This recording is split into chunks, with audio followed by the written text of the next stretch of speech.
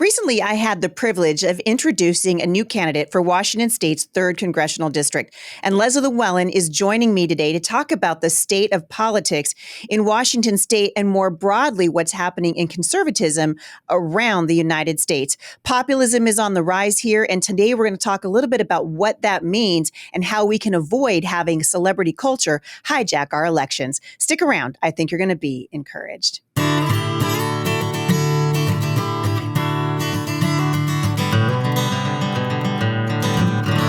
So, Leslie Lewallen, welcome to the Heidi St. John podcast. Oh, thanks for having me here. It's a pleasure and an honor. Well, we've been trying to do this for a little while. You are busier than a one-armed paper hanger right now, running for Congress in Washington State's 3rd Congressional District. There are a lot of people listening to this right now who are like, wait a second, Heidi, weren't you running for the 3rd Congressional? And so for those of you who are hearing the buzzwords, maybe you're from a different part of the country, even you're right here in our state.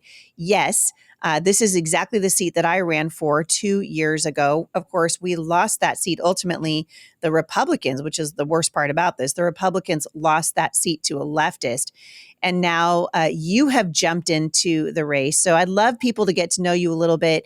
Tell us a little bit about who you are and why you decided to jump into politics, because you've still got children at home, right? I do. I am a mom of 4. And so that was really one of the reasons. I mean, I'd been in politics on the periphery before I started raising my family, but really it was COVID and the atrocities happening to the people that I love and the values in the country that I love that really got me off the sidelines and re-galvanized me into action. And I'm not alone. I think there was a lot of parents that got galvanized and decided to spring into action.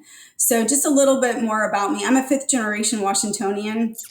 I'm a former prosecuting attorney. I'm a current Camas City Council member, and I always say, most importantly, I'm a wife and a mom to 4 children. And I ran for the city of Camas, and I knocked on 5,000 doors, and I got to really hear what people are concerned about and what they need from their government from the top on down. And I'm a fighter, and I've been fighting every single day since I got elected to Camas City Council to fight for the people's voices. But what I saw at the city level was what I can only imagine is magnified a million times over at the federal level.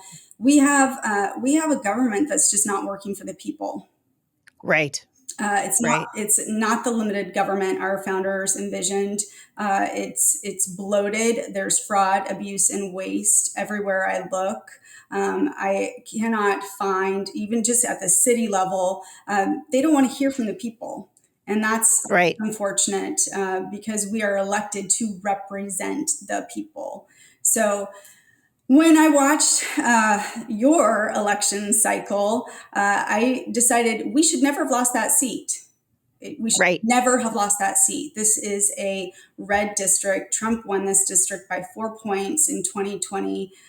All of the other Republicans on the 2022 ballot outperformed the congressional candidate, the Republican congressional candidate for CD3. And I decided that I wasn't going to wait for somebody else to try to come in and fix the mess. I mean, if you weren't going to do it, and if others weren't going to do it, then I'm going to step up and I'm going to fight. I'm going to fight for the values that I love and fight for those core conservative values that I grew up with. Yeah. Well, we're noticing, and you and I have talked about this, obviously, I haven't known you for very long, but known you long enough to be encouraged by what you want to do, the vision that you have to allow the voice of the people to come back to governance again. And I think there is a lot of malaise right now. And I've talked about this a lot on my show. I think there's a fair amount of frustration in the populace. People are just like, why am I voting? Unfortunately, the Republicans have touted voter fraud, right? And it's voter fraud, from sunup to sundown. And unfortunately, the outcome of that has been that the voters feel disenfranchised. And so they just simply do not come out to vote. And while I believe that there is some voter fraud, I don't think that's why we're losing elections. You'll notice that the Republicans don't whine and cry when they win. They don't scream voter fraud when they win. They only scream it when they lose. And the same thing is true on the Democrat side. So what are you doing? And what do you think people who are listening, because there are a lot of people listening to this that are not from Washington State, but maybe they're thinking about jumping into politics where they live, and they're realizing, hey, we have lost, and what you said is right. We've lost the founding vision for what our country was supposed to look like. We were never supposed to be career politicians. The founding fathers are rolling in their graves at this idea Yes. that people could be there as long as somebody like Nancy Pelosi has been there, right? And Dick Durbin and some of these guys who look like the walking dead now. They're like, 187 years old, and they're stumbling across the stage, AKA Joe Biden, and we're still electing these guys. This was never what the founding fathers envisioned. So I guess there's two parts to my question. What is it that you are seeing in terms of the voter enthusiasm or lack thereof, and what do you want to do to try to correct it? Yeah. Well, first of all, I mean, Joe Biden took office in 1973. That's longer than I've been alive. Or it's horrifying. It is. I've been alive since 1973, but not for that When long. I was watching the last presidential election, I thought, You've had all this time to fix these problems. What the heck have you been doing?" But Right, exactly. I mean, Yeah. come on. Yeah. Yeah. Yeah. So He's been teaching his son how to skirt the law. That's what he's been doing. Yep. Come on. I don't know. So yeah. So I mean, so many percent of the people in the country right now think we're headed in the wrong direction, and we are. But you're also right. I always look at least at the city level, and I'll take the same approach to the federal level. Is this our problem to solve, and what are the unintended consequences? And I also utilize that in my, what's our message? Our messaging, sometimes we can be right, but we can also be dead right. So yes, there could be areas that we fix with respect to voter integrity and election integrity, but to make that your platform and to harp on it so much, I personally saw firsthand how that doesn't work. I knocked on a guy's door. And he said, "Oh, hey, Leslie." I was like, "Oh, hi. Were you expecting me?" And he said, "Oh, it's so funny. I just threw my ballot away." And I said, "Well, why did you do Wow. that?" He literally threw his ballot away. And so I had a discussion with him at his door, and I was like, "Your vote is your voice." And I Yeah. said, Yeah. We're not perfect. This system of government is not perfect, but it is the best system in the world, and we're Yep. always working to improve it. So anyway, after I left his door and I was moving on to the next house, he chased me down in the middle of the summer. And he was holding the voter pamphlet and his ballot. And he said, "Is this you?" And I said, "Yes." And he goes, "I'm going to vote." So we have to encourage people to vote because it is their voice. It's their Yep. opportunity. But I worry about certain messaging that makes people feel deflated, that makes them Yep. feel that their voice doesn't matter, and that they don't need to bother because the election will be stolen or fraudulent. So they're just going to sit it out. Yeah. We can't Yeah. allow that to happen. We can't. How important is it when someone is running for office that they are from the area that they want to represent? That's another thing that I have seen over and over. I mean, we're watching carpetbaggers all across this great nation who see what they think is a vulnerable seat Mhm. or maybe a spot that they could shimmy into. And so they're moving either from a state across the country or from a state next door, and they don't really have a love. And this is what I think is so important. I think what should motivate someone to run for office is that they actually love the area that they want to represent. They care about it. Their kids are there. Their grandkids are going to be there. That was what hugely motivating to me. That was why I got into the race. I love this area. Mhm. I've been here for a very long time. I'm raising my kids here. I've raised them. My grandkids are being raised here. How important is it, Leslie, that when we start looking for candidates, that they actually live in and work in and have lived and worked in the area that they want to represent? I think it's critically important. I'm a fifth generation Washingtonian. My family moved to Washington before it became even a state. I have a huge history, deep roots with respect to the state. My grandfather was a city manager of Olympia for 30 years. We have lived, worked, played, raised our families here in Washington State. And then I went to school. I went to undergraduate school and law school here in the state. I know, I took fisheries 101 and I took geology 101 with respect to Washington State. I took Washington State history. I have educated at least 3 out of my 4 on Washington State history. When we have individuals coming who are not from the specific state, they don't know the industries, they don't know the resources, they don't know the laws, and they don't have any skin in the game. Really, I mean, they're there for themselves. It's just a springboard for something better Mm-hmm. and Mm-hmm. different. For me, I want to get to Washington D.C. and get my work done, and then get back on the plane and fly home to my family. Yeah. Yeah. That's what's important to me. And honestly, this wasn't the perfect time for me to run. I am running because we should never have lost that seat. And I'm Yeah. running because if Marie Gluesenkamp Perez gets another term under her belt, she could stay there for a very long time. We could lose the seat forever. And I'm also Mm-hmm. running because we have a razor thin majority and it keeps getting smaller by the day. And I can't imagine more of the same, more of these failed progressive policies that the Biden administration and Democrats are cramming down our throats all the time. Mm-hmm. I cannot Mm-hmm. allow that to happen. And so if I have an opportunity to fight to get this seat back, then absolutely I'm going to step up to the plate and fight very hard because I love this state.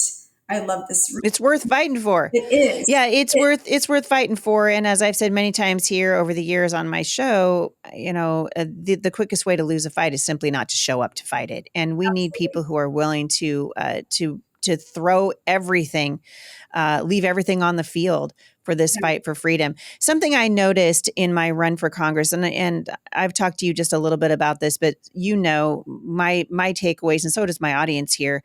My biggest takeaway from running for Congress was how fractured the conservative party, the Republican Party, has become.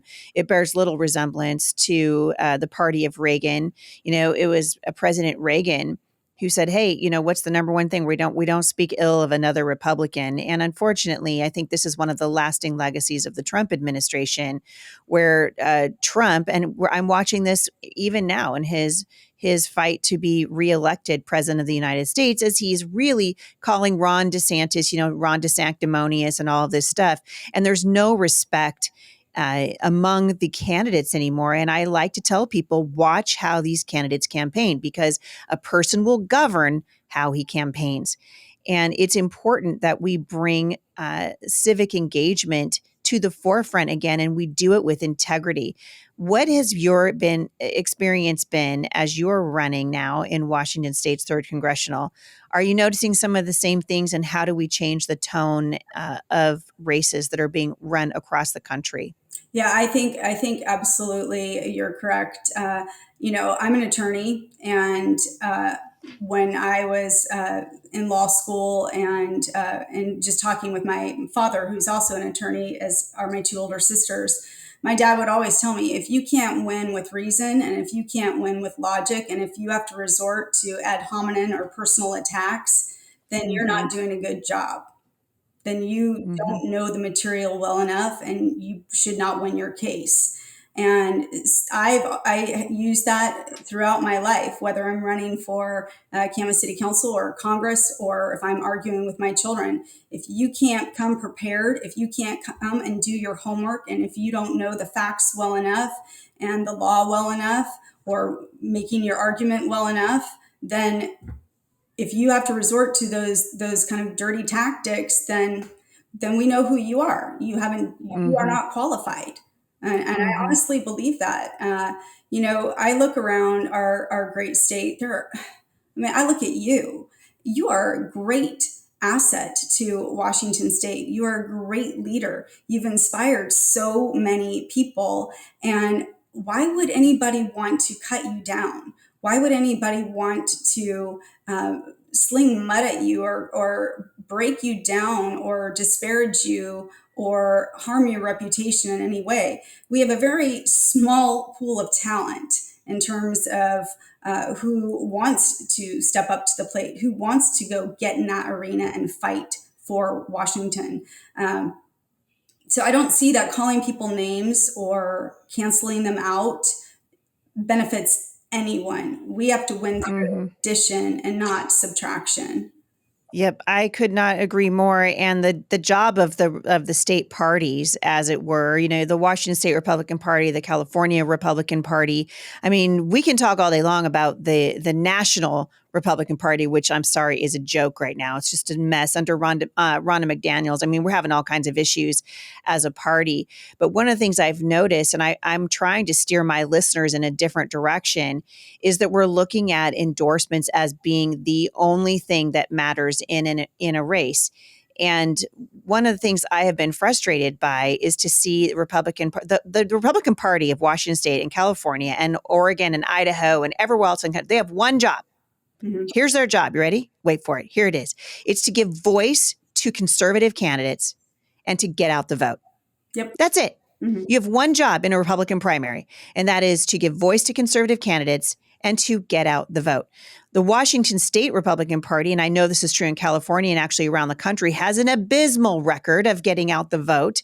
And yet, again, they're not focused on getting out the vote. They're focused on very early endorsements, which what happens when we endorse too early is we end up fracturing the party because people fight so hard with these endorsements that you disenfranchise the voters. And this has been happening now for quite a while. It's reaching a fever pitch here in Washington State because we have certain people running for office who have gone out and, they're going out early trying to get these endorsements before we even know who the candidates are running. Right. And it's wrong. And I'm hoping that you can speak to parents who are, voters who are looking at flyers that are coming out in the mail and that kind of thing. And they're like, well, if this county endorses and that county endorses, those county endorsements really, to my way of thinking, and after I ran the race, I can tell you it's true, they aren't worth the paper that they're printed on because these people are not actually getting out the vote. You can't win an election by sending out a mailer and saying,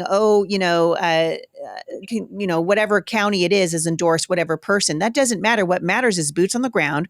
What matters is being able to motivate people to get out and vote. What matters is being able to articulate a message in a way that people go, hey, that person could be my voice. I appreciate what they have to say. Has that been your experience? Are you watching and seeing the same sort of thing happen that I'm seeing happen? Yeah, absolutely, absolutely. So yeah, at the end of the day, it's the voters who decide. So while That's right. endorsements are nice, I love them. I've been endorsed by a number of individuals that I'm just honored and humbled to have their endorsement. And as a lifelong Republican, I can honestly say I don't think I've ever gone to a voter's pamphlet or whatever, or to a website to see who the county's endorsed or who the state party endorsed. And that's me being a lifelong Republican. I'll come to my friend Heidi St. John, or I'll go to my friend Jennifer Sinescu, or I'll go to my friend Tiffany Smiley and say, hey, who are you going to vote for? Why? Yes. Tell me Yeah. about it. So it's those personal connections that you have with your family and your friends. You trust them more than you trust some party that's made an endorsement. But what I find disturbing about this early endorsement trend, you can try all you want to try to game the system and to play parliamentary tricks to give somebody an unfair advantage. But in my experience, those games usually wind up backfiring and having the opposite intended consequence. And voters don't want politicians. They don't want people to play games. They don't want people lying to them. They are fed up. They want to know, like you said, do you care? Do you live here? Do you work here? Are you invested in our region? And what are you going to do to improve my life? They don't care about some of those buzzwords or conspiracy theories. They want to know, how are you going to help them pay for your groceries and put gas in your car at the same time? That's what they Yeah. care about. Getting harder and harder. Yeah, It's absolutely getting harder. it is. As you look ahead, there are some buzzwords that are out there right now, Mhm. and I kind of want to ask you about them, because another thing that I noticed, and I talked about this a couple of times on my show, and I know it upsets people, but I'm just going to say it. There is a movement of people who follow President Trump and are what there are people that I call dark magas is what I call them. So it's Trump at all cost. It's Trump at the cost of truth. It's Trump at the cost of sanity. It's Trump at the cost of all these things. And what I'm noticing is this is the populist movement, right? Kind of moved away from core values, and we've moved into sort of a celebrity culture in politics. And I think it's hurting us. I think it's hurting us with Marjorie Taylor Greene. I think it hurt us with Lauren Boebert. People who get elected to Congress or to the Senate, for example, or even to local positions of authority, and then their job is to get on Fox News. How many times can I get on the news? Can I get my face on the cover of People magazine? But that's not doing the work of the people, the sort of celebrity culture. I would, I guess there's a caveat to what I'm saying, and that is this: if Trump is the nominee, he's definitely got my vote, 100%. But Mhm. I want to see us let the process play itself out without Yes. all of this division, because what's happening is it's so polarizing in the early parts of races Yes. that we're destroying ourselves from within. We are. And I'm wondering, how do we get away from that, Leslie, so that we can get to talking about the things we can say make America great again all we want to, but if we don't understand the core values of the Republican Party, if we don't understand what conservatism means, Mhm. then we won't have our messaging right. Right. So we want leaders who are going to do what's right for the country and not just say what people want to hear. We want to see that our leaders can advocate for the limited government, for free market, for rule of law, for personal accountability, for making Americans safe. We really those are the things that really matter. And there's a danger to what you just described in terms of just saying all those right words, those buzzwords. They whip up the base on both sides of the Yeah. aisle too. Yep. They Yep. whip it up. They get people excited and energized, but they are lacking in substance behind them. Yeah. They lack in Yep. any sort of real solution.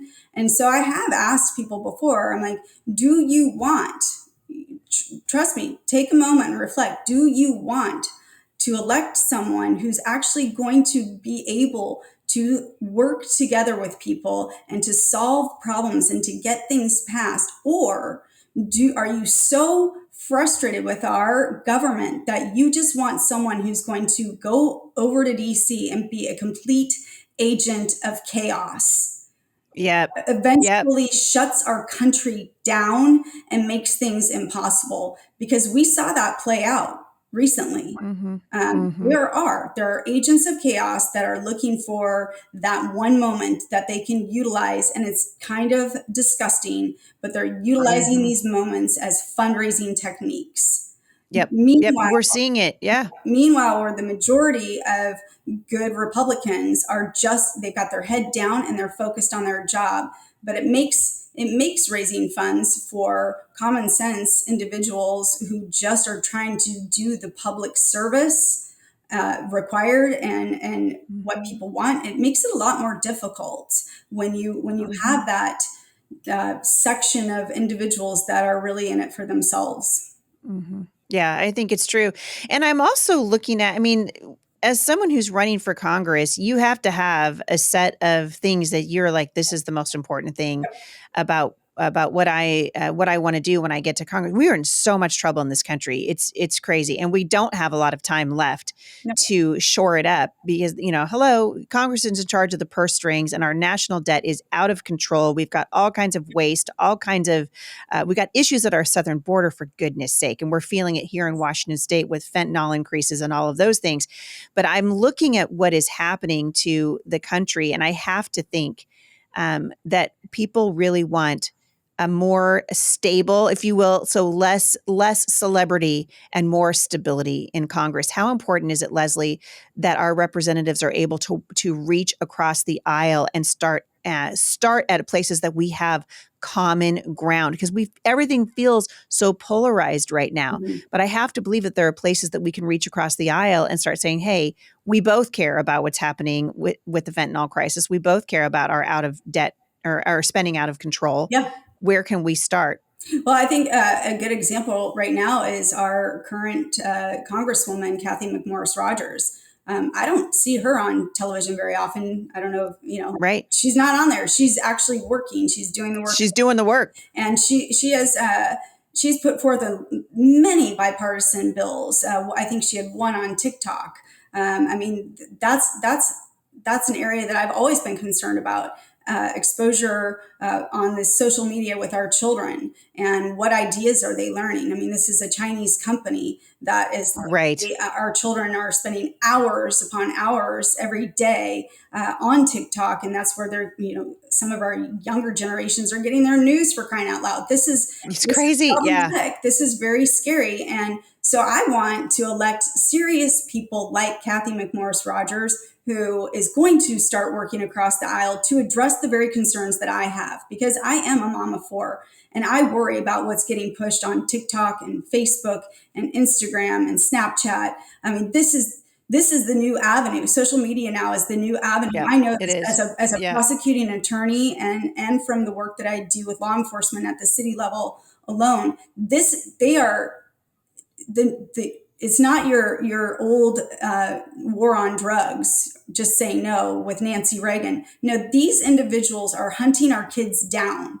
They are finding them on social media. They are getting them to purchase drugs, and they are delivering them to their home. Yep. They are It's after our crazy. kids, and I'm scared, and that's what worries me. So if we're going to shut down the government and prevent a bipartisan bill to help put some limits on TikTok, that's not in my favor. It's not in my family's favor. I want to see things get fixed. Yeah. I Yeah. want that American dream for my children. I Yeah. know you have 7 children. One of my biggest concerns is I really do, and I was joking about it this morning at a breakfast with a room full of like 50 individuals. But I said I just want them to be able to leave my house at some point. But Right. really, I mean, that's the problem, because we have out of control costs. People are getting taxed to death. We have a failing education system, and I am really honestly concerned that my 4 children will not have the ability to leave my home and start their Mm. own productive homes and be productive members of society. I am very Yep. concerned about that. And so, yeah, again, all of this political theater and just stirring the pot, I don't see how that benefits Yeah. anybody in Yeah. Washington State or across the nation, frankly. And it's time that Yeah, it's we get true. to work. It's true, and it's time. I mean, we've got to just have people in office again who just care about the country, care less about what news shows they can get on, and more about how can we solve the problems that the voters sent you there to solve. It's so important. Leslie Lewallen, it's just really an honor to have you here. I'm excited to see where your race goes. You got a long road ahead of you, girl. The primaries are coming up in August of 2024, and there are a lot of things at stake. Where can people find out more information about your race? Thanks, Heidi. So you can go to my website, Leslie, it's just LESLIEFOR, Washington, all spelled out.com. That's Leslie for Washington. We're looking for support. Like I said, even nationally, I make a lot of calls because the NRCC is listed. This race is one of the top 3 congressional pickup races. This race alone could determine whether or not we keep the majority in the House of Representatives. And so if people are looking for a good investment to protect Republican values and to protect our nation, then this is a race that people really should consider investing in. I think it's true. Yeah. And I said this in my run for Congress. We had a lot of national support, as you know, for my race when we were running. And I think people need to stop looking just at their own state when they're looking to support candidates. It takes a lot of money. I hate this, but it's true. It takes a lot of money to run for Congress. Those ads don't produce themselves, and the radios do not put them on for free. And television ads are very expensive. Mailers are very expensive. All of those things. That is where the money goes. Leslie's not getting paid to run for Congress. This is costing you a lot. I know from experience. It's very costly for a candidate, and you are owed a huge debt of gratitude, not only from the citizens of Washington State, but from people who love this country. It takes some chutzpah. It takes real courage to run for office. I don't care if you're running for school board, which those are nasty races. I'm sorry, but they are. Yep. This is a very challenging political climate, and I thank you for what you're doing. Well, thank you. And thank you for running before. Honestly, we need fighters. We need people who are still willing to roll up their sleeves and get to work to fight for this great country. Yeah, absolutely true. Leslie, thank you so much for coming on. Let's do it again. Thank you. For more information on Leslie Lewallen and her run for Congress, you can go to leslieforwashington.com. I'm going to encourage you. You guys, give this woman some financial love today. Go to her website and support her run for Congress. We need common sense conservatism to make a rise again here in the United States. I'm not done fighting. Leslie's not done fighting. And I know you guys are not done fighting either. So thank you guys for listening today. Get off the bench, get onto the battlefield. I'll see you right back here again at the intersection of faith and culture.